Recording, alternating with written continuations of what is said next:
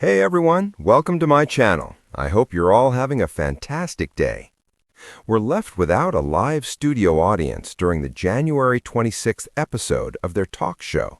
The rare shakeup was caused by the ongoing winter storm affecting New York City and spreading across the country. Rather than dancing into the studio, the couple opened the episode seated at their desk, yet still received applause from the audience. "That's loud for 6 of you," said Kelly. The ABC morning show was forced to cancel its usual live audience due to the storm in the Big Apple. Nearly 1.5 feet of snow fell across the tri-state area from the weekend into Monday, while winter storms continue to cause severe weather across the country. "We are audience-free today, with the exception of the people that already work here," Kelly added. "Yay them! Yes, behold at the—" Mark proceeded to deliver the weather report and shared that Central Park had 11.4 inches of snowfall. "That's not that bad for us in a massive snowstorm. We've had worse," replied Kelly. Mark then revealed that he shoveled the sidewalk area in front of their home yesterday. "It was very dry, it didn't stick to the shovel, and when you kind of moved it, it would fly off," he explained. Kelly then shared that she wanted to do the shoveling as her workout routine for the day, but her husband was against the idea. "You told me it won't be satisfying for you. There's no workout in it. So then, once I heard that, I was like, oh, forget that," she recalled. The talk show star went on to share that she'd hoped the absence of an audience would mean they'd get the day off. "In the streets of Brooklyn, everyone is trying to just get up out the house and to start to dig out," said ABC7's Phil Tate, reporting live from Brooklyn. "New Yorkers are going to be New Yorking today no matter what. I mean, that's the one thing," replied Kelly. "You know, Phil, I really want to get that guy that's shoveling gloves. He was glove-free, and he's wearing a hoodie." Kelly and Mark are no strangers to New York City's unpredictable storms.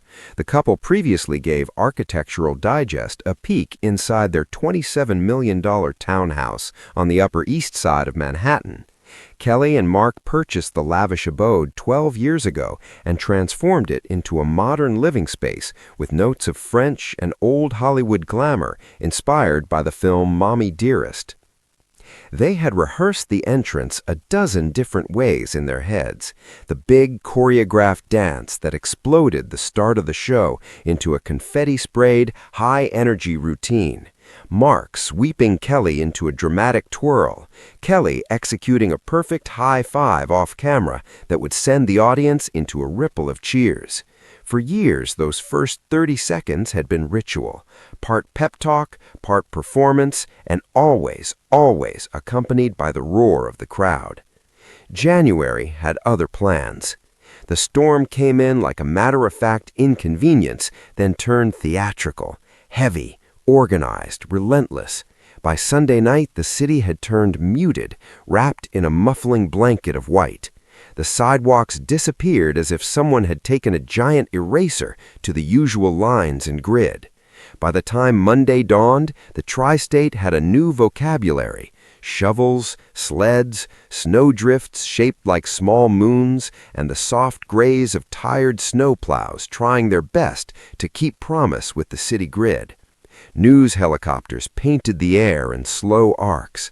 Television anchors who spend their lives dancing the line between catastrophe and curiosity added new segments at the top of every hour.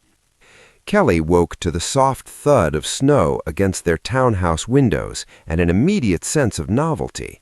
The script had always included the show's lively audience as a character, an extra participant who gave the morning its breath.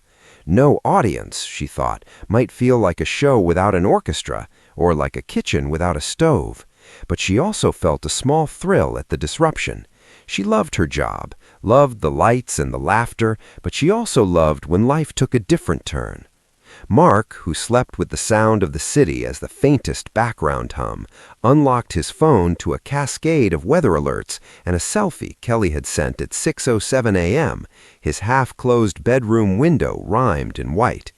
He stood in a kitchen that looked today like a stage waiting for props: mugs, a newspaper, 2 electric kettles that had been in the family for years. He thought of the shoveling, of the small private tasks that make the public life sane. He thought of the audience, how their applause keyed the rhythm of the show.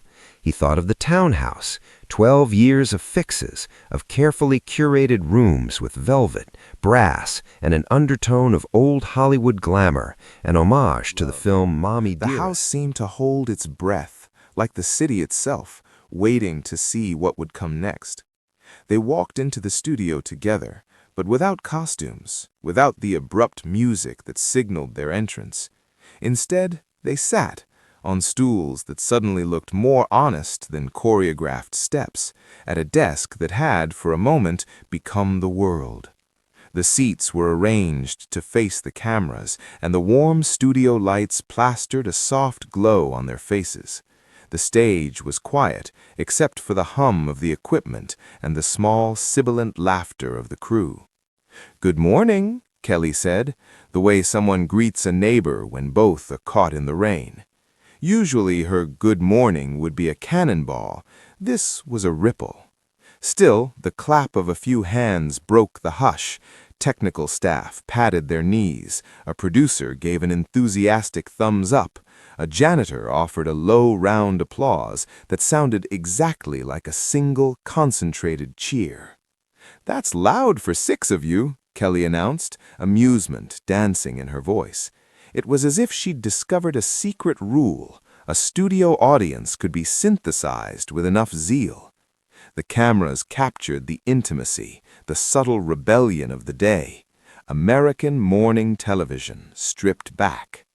Mark smiled into the cameras and offered a report as if he were offering a weather forecast and a personal confession. "Central Park has 11.4 inches, he said. It felt like sharing a secret. For years, Mark had been a man who could turn serious meteorological facts into anecdotes about their life.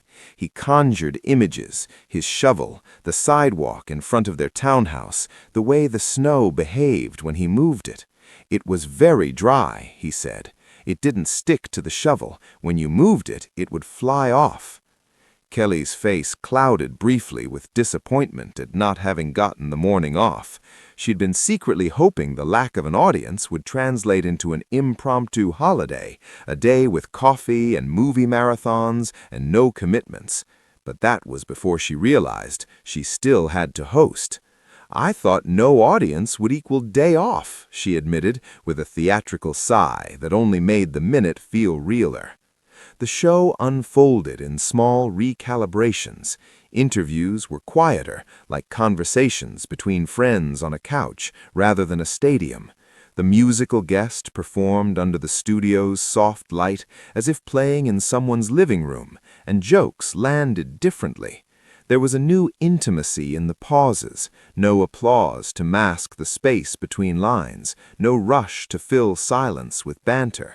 Kelly and Mark moved with more care. Without the crowd as a metronome, they invented new rhythms.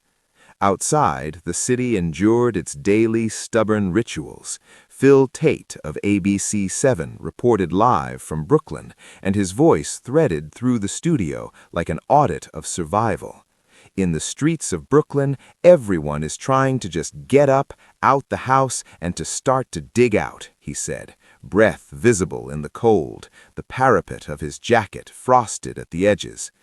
Kelly's eyes found the monitor. "New Yorkers are going to be New Yorkin' today, no matter what," she replied, the kind of declarative statement that felt like both observation and admiration. She pointed at a man on screen who was shoveling hoodie first and glove free, teeth set against the cold. "I really want to get that guy some gloves," she said. Later, the show would try to track him down and give him a pair, a small humanist gesture in the face of meteorological stubbornness. The absence of the audience revealed more than stagecraft. It revealed them as a couple, performing a role that was paradoxically private. When Mark spoke about clearing the sidewalk, he was doing something familiar. He was recounting a domestic act under the